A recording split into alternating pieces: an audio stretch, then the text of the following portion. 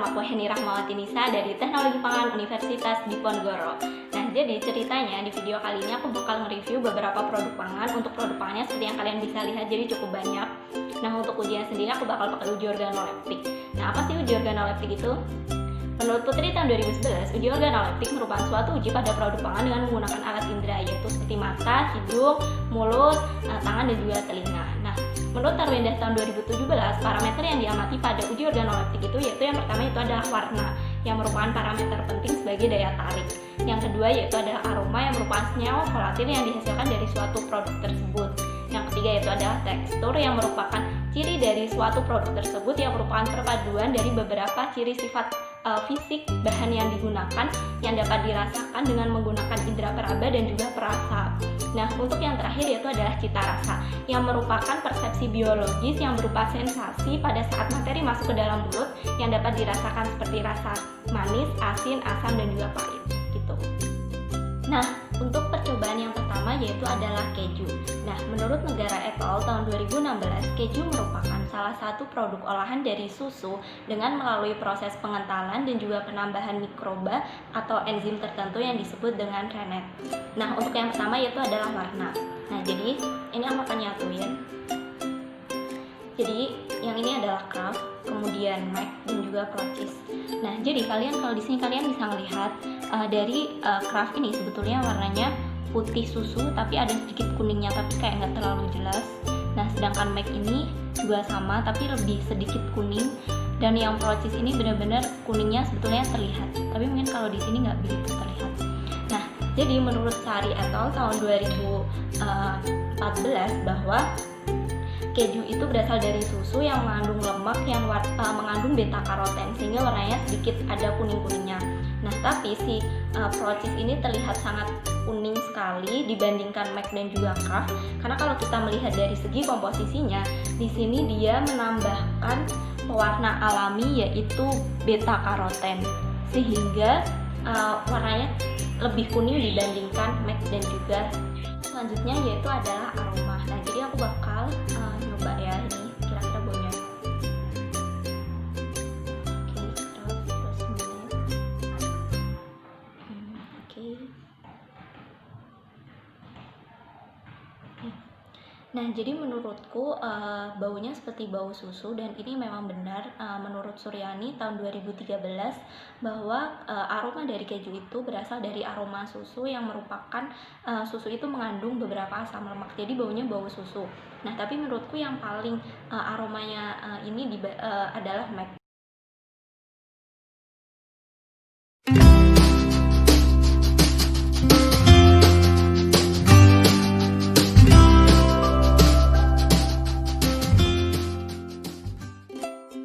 Yang rasanya asin yaitu adalah Kraft, tetapi di awal itu Kraft tidak begitu asin, tapi setelah lama-kelamaan dia menjadi asin. Berbeda dengan MAC dan Procis yang dari awal kita gigit dia udah berasa asin. Nah, menurut Arifiansah tahun 2015, rasa asin pada keju itu berasal dari kandungan lemak pada susu yang dia mengandung beberapa garam mineral. Jadi semakin tinggi kandungan lemaknya, maka rasa asinnya pun juga semakin tinggi. Tetapi pada pembuatan keju juga ditambahkan garam. Jadi menurutku yang paling asin Kraft, tapi dia asinnya menurutku enak dibandingkan MAC dan juga Procis. Yang selanjutnya yaitu tadi adalah kelembutan. Nah, berdasarkan kelembutannya, menurutku yang paling lembut yaitu adalah Kraft, terus kemudian MAC dan juga Procis. Tapi sebetulnya MAC dan Procis ini hampir sama sebetulnya kekerasannya. Tetapi kalau Kraft ini benar-benar berasa banget lembutnya. Tapi mungkin ketika pakainya Celeste mungkin berbeda. Nah, tapi ini aku pakainya Cheddar ya. Nah, untuk kelembutannya sendiri menurut Abu Bakar dan Kusmiati itu kelembutan pada keju itu dipengaruhi dari kandungan lemaknya. Jika kandungan lemaknya itu rendah, maka kejunya akan keras. Nah, tetapi untuk mendapatkan keju dengan tekstur yang lembut, kita dapat menambahkan lemak nabati. Nah, jadi ketika kita melihat dari beberapa komposisi dari baik Procis, MAC maupun Cheddar, ini sebenarnya mereka menambahkan minyak nabati semuanya. Jadi dia ada minyak nabatinya. Selain itu, menurut Tower tahun 2011, untuk membuat teksturnya menjadi lembut, kita juga dapat menambahkan pengemulsi. Nah, jadi di sini juga ada pengemulsinya.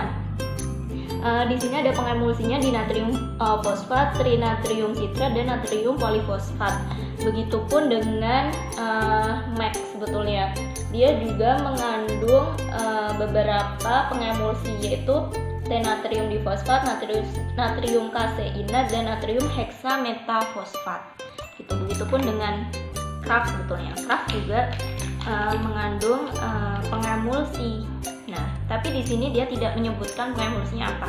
Tapi dia juga diberi minyak nabati. Jadi ketiga-tiganya memakai minyak nabati dan juga menggunakan pengemulsi sehingga teksturnya bisa lembut. Nah, oke, untuk yang selanjutnya yaitu adalah coklat. Nah, di sini udah ada Cadbury, terus KitKat, dan juga Silver Queen. Nah, menurut Rizkyani, tahun 2017, coklat itu merupakan salah satu produk yang berasal dari biji kakao yang difermentasi. Nah, si coklat ini mengandung banyak manfaat, seperti adanya kandungan alkaloid seperti theobromine, fenetilamina, dan anandamida yang memberikan efek fisiologis ketenangan. Sehingga kalau kalian stres, makan aja coklat. Nah, selain itu adanya kandungan antioksidan yang tinggi, yaitu fenol dan flavonoid pada coklat ini juga sangat baik untuk sistem kekebalan tubuh. Dan adanya juga katekin sehingga dapat mencegah penuaan dini. Nah, oke, jadi dimulai dari segi warnanya dulu ya. Nah, kalau kita lihat dari sini sebetulnya itu warnanya tidak jauh berbeda. Jadi warnanya hampir sama aja coklat sebetulnya. Nah, tapi ketika kita melihat di bagian komposisinya, baik Silver Queen, KitKat, dan Cadbury, ini ada lecithin. Nah, menurut Mulyani sih, lecithin pada coklat ini berfungsi untuk memberikan warna agar mengkilap, jadi biar kelihatan mengkilap gitu. Nah, selain itu, lecithin juga berfungsi untuk membuat teksturnya juga lembut. Untuk yang selanjutnya yaitu adalah dari segi aroma. Nah, menurutku dari segi aromanya yaitu adalah aroma coklat sebetulnya. Jadi sama aja aromanya gitu, tidak ada perbedaan. Nah, menurut Sari tahun 2019, aroma coklat itu berasal dari hidrolisis protein dan juga sukrosa pada biji kakao yang menyebabkan reaksi Maillard pada saat penyangkaian itu.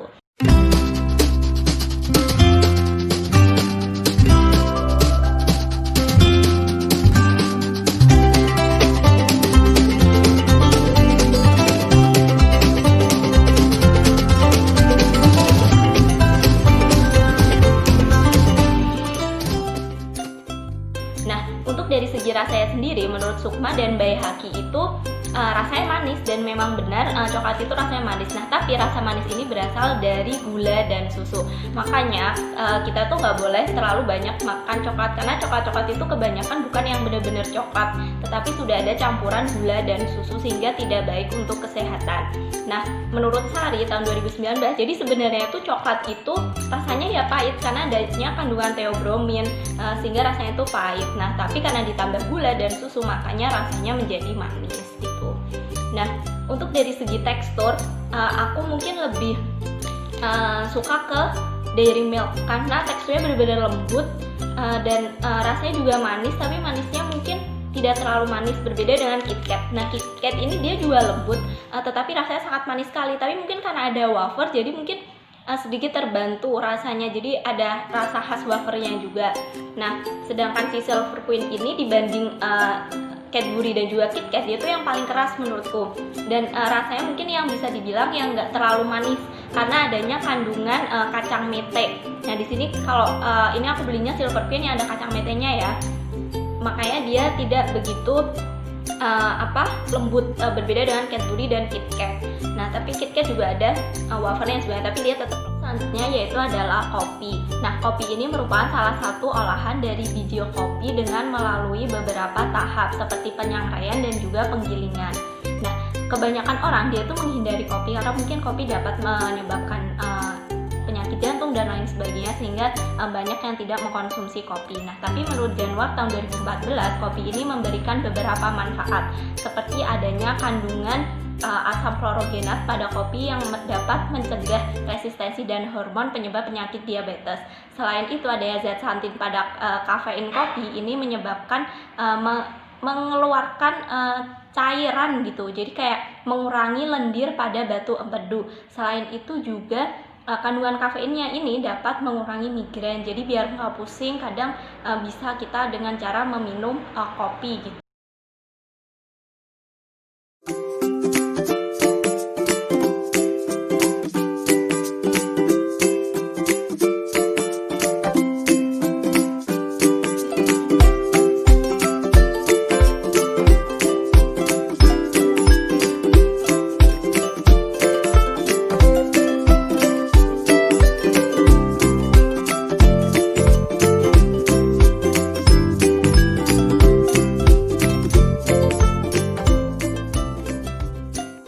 Nah, jadi untuk yang pertama itu adalah dari segi warna.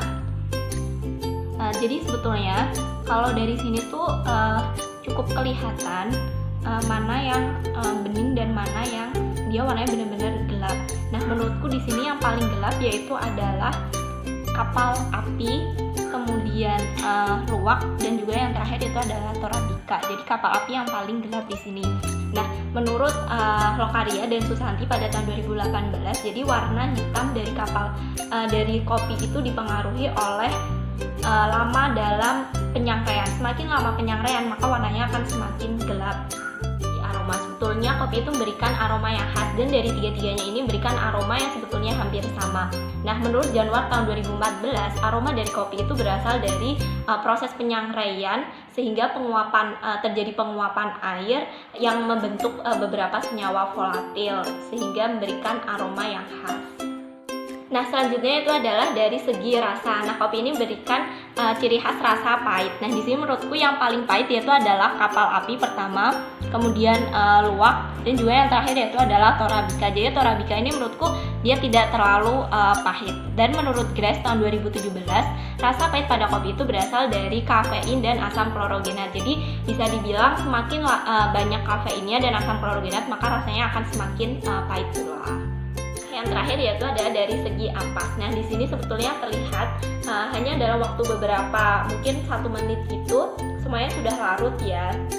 Nah, tapi mungkin kalau untuk jadi terlihat ampasnya masih terlihat, yaitu adalah kapal api. Jadi kapal api ini memang benar-benar warnanya pekat, rasanya pahit, dan mungkin ampasnya juga terlihat. Dan ini sesuai dengan pendapat Ananda tahun 2018 bahwa dia memang si kapal api ini memang benar-benar warnanya pekat, juga rasanya juga lebih pahit dibandingkan yang lain. Nah, sedangkan untuk ampas sendiri itu menurut Fibrianto dan Ramanda pada tahun 2018 itu dipengaruhi oleh proses penggilingannya. Jadi semakin kecil ukuran dari partikelnya, maka akan mudah larut juga. Jadi menurutku yang paling pahit yaitu adalah kapal api, luwak, dan Torabika. Tapi mungkin untuk aku lebih suka Torabika karena dia mungkin lebih bening dan juga tidak terlalu pahit.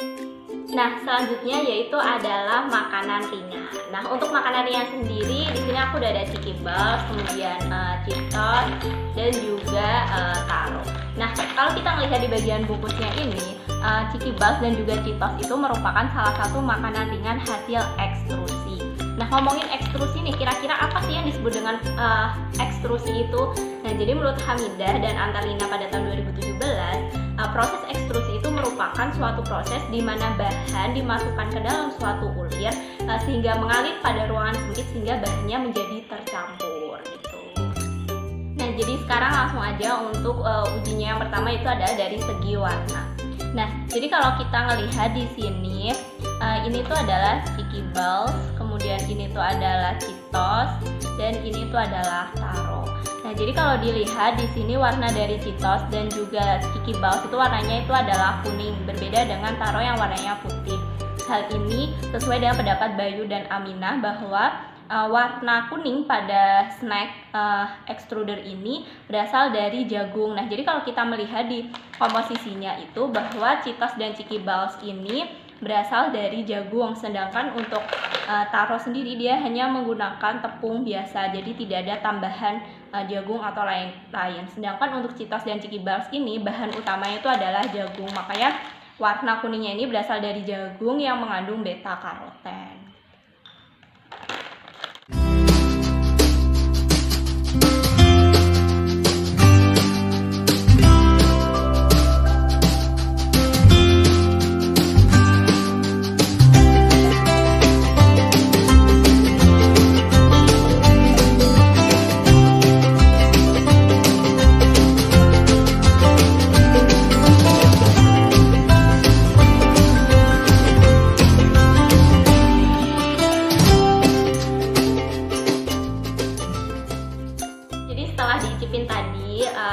sebetulnya tuh snack itu memiliki rasa umami.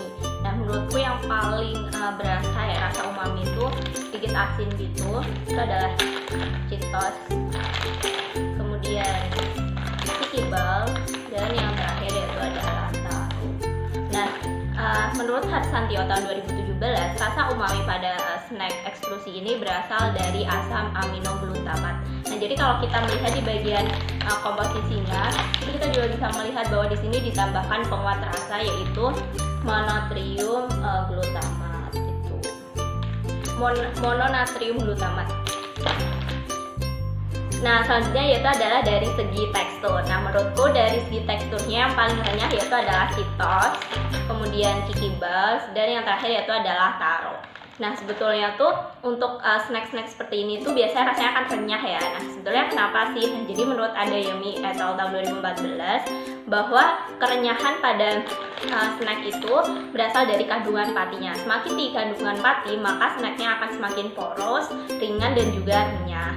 Nah, Harsantio tahun 2017 juga mengemukakan bahwa kandungan lemak juga dapat mempengaruhi kerenyahan. Semakin tinggi kandungan lemaknya, maka kekerasannya pun juga akan semakin tinggi karena proses gelatinisasi pada patinya menjadi terhambat sehingga kekerasannya semakin tinggi. Nah, jadi dari ketiga produk ini sebetulnya aku lebih suka Cheetos karena rasanya menurutku enak, terus umaminya juga berasa dan juga teksturnya renyah banget. Jadi aku lebih suka Cheetos. Nah, untuk produk yang terakhir yaitu adalah vitamin. Nah, di sini aku udah ada 3 jenis vitamin yaitu Vise, Sonse, dan juga Vitazimin. Nah, untuk vitamin ini sendiri menurut Fitriani tahun 2017 merupakan vitamin yang larut dalam air. Oleh karena itu biasanya kita juga dapat mengkonsumsi vitamin, suplemen vitamin seperti ini dengan cara melarutkannya di dalam air. Nah, vitamin C ini dia mengandung antioksidan sehingga dia dapat menjaga sel dan juga memperbaiki sistem kekebalan tubuh. Nah, untuk jenisnya sendiri biasanya untuk vitamin itu pasti rasa lemon atau enggak jeruk. Terbukti di sini untuk Vise dan vitamin C ini dia rasa lemon, sedangkan untuk Sonse-nya itu rasa jeruk. Kenapa? Karena jeruk sama lemon ini merupakan salah satu buah yang dia memiliki kandungan vitamin C yang tinggi.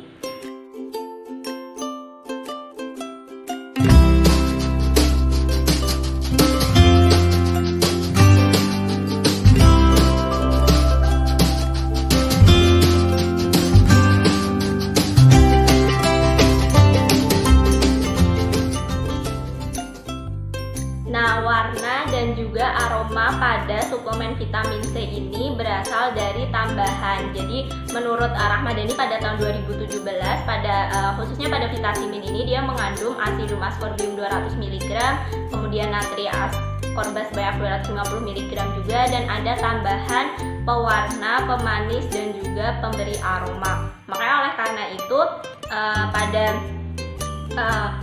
suplemen vitamin C ini dia memiliki bau yang khas, dan kalau kita melihat di sini Vise dia memiliki warna yang jauh lebih gelap. Mungkin hal ini karena penambahan warnanya pun jauh lebih banyak. Begitupun dengan aromanya, Vise ini dia lebih menyengat dibandingkan Vitazimin dan juga Sonse. Mungkin karena kadar pemberi aromanya dan warnanya pun juga jauh lebih banyak atau mungkin jauh berbeda dibandingin Vitazimin dan Sonse. Makanya dia memiliki warna yang gelap dan juga aroma yang lebih tajam dibandingin Vitazimin dan Sonse. Dari segi rasa, sebetulnya suplemen vitamin C itu memiliki rasa yang asam. Nah, hal ini sesuai dengan pendapat Liung dan juga Destiani pada tahun 2017 bahwa vitamin C itu mengandung asam ascorbat sehingga rasanya asam. Dan ketika kita tadi mendengar dari pendapatnya Rahmadani pada tahun 2017 bahwa Vitazimin ini dia mengandung asam ascorbat yaitu asidium ascorbate dan juga nitri ascorbate sehingga rasanya juga asam. Nah, tetapi adanya penambahan juga pemanis sehingga rasanya juga ada sedikit manisnya. Nah, dari ketiga-tiganya ini menurutku yang paling manis itu adalah Vise. Jadi Vise ini memiliki rasa manis sebetulnya. Sedangkan Vitazimin ini lebih ke rasa khas vitamin C yang asam. Nah, kalau Sonse ini menurutku dia manis juga tapi ada sedikit rasa pahitnya. Nah, menurut Pamungkas pada tahun 2018 dengan menggunakan metode 2,6 diklorofenol indofenol, kandungan vitamin C tertinggi itu pada vitamin C, kemudian VC, dan juga yang terakhir yaitu adalah Son C. Jadi vitamin ini mengandung kandungan vitamin C tertinggi sekitar 99%. Nah, kalau kita melihat itu biasanya pada suplemen vitamin C itu dia rata-rata 500 mg. Nah, sedangkan pada kebutuhan sehari-hari vitamin C untuk tubuh kita itu hanya sekitar 30 sampai 75 mg. Hal ini sesuai dengan pendapat Utami dan Junior Sana pada tahun 2013. Jadi karena kebutuhannya cuma 30 sampai 75 gram, maka lebih baik kita mengkonsumsi buah-buahan dibanding suplemen vitamin C, kecuali kalau memang tubuh kita sedang sakit. Karena kelebihan vitamin C sekitar 2000 mg per hari maka akan menyebabkan mual, kemudian diare, dan juga berakibat pada batu ginjal. Nah, dari ketiga jenis suplemen vitamin C ini aku lebih suka Vitacimin. Kenapa? Karena dia rasanya benar-benar khas vitamin C yang asam, terus ada manisnya, berbeda dengan VC yang memang dia manis, terus dia juga ada rasa pahitnya sebenarnya. Jadi aku lebih suka Vitacimin. Nah, jadi setelah aku mereview beberapa produk tadi dan setelah aku menguji juga secara sensorinya, dari coklat aku lebih suka Cadbury, terus dari segi keju aku suka Kraft, kemudian dari snacknya aku lebih suka Cheetos, dari segi kopi aku suka Arabica, dan dari segi suplemen vitamin C aku lebih suka Vitacimin.